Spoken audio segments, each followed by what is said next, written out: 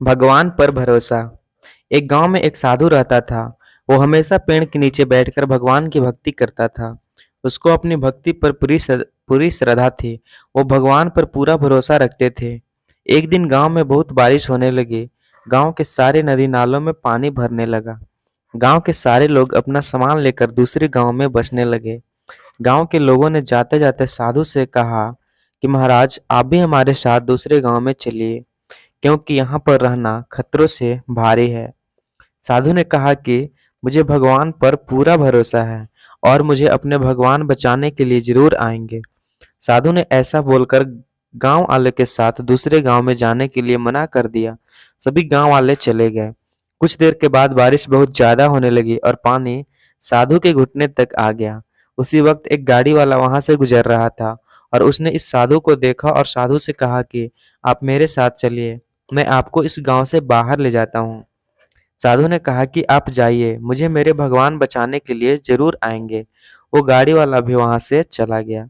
कुछ देर बाद बारिश इतनी ज्यादा बढ़ गई कि पानी साधु के गले तक आ गया।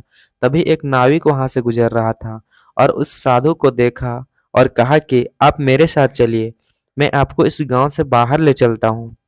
साधु ने इस नाविक के कहा कि आप जाइए, मुझे मेरे भगवान बचाने के लिए जरूर आएंगे। वो नाविक भी वहां से चला गया। बारिश बहुत तेज हो रही थी और पानी बढ़ता ही जा रहा था, इसलिए साधु अब उस पेड़ के ऊपर बैठ गए और भगवान की भक्ति करने लगे।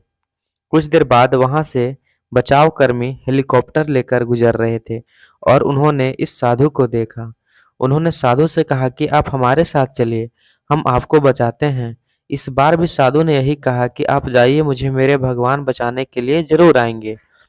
बहुत समझाने पर भी साधु महाराज में उनकी नहीं सुनी और वो बचाव कर्मी वहां से निकल गए। आखिर में पानी बढ़ जाने से साधु महाराज डूब गए और उनकी मृत्यु हो गई।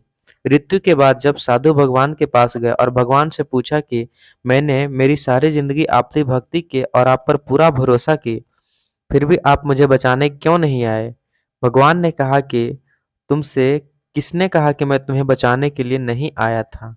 याद करो, वो गांव वाले लोग, वो गाड़ी वाला, वो नाविक, वो बचाव कर्मी सभी कौन थे?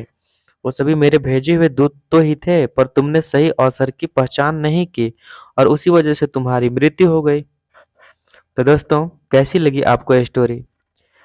आपको अगर कुछ सीख मिले ये स्टोरी से तो प्लीज़ वीडियो को लाइक कीजिए, शेयर कीजिए और चैनल पर नए तो सब्सक्राइब कर लीजिए। Thank you.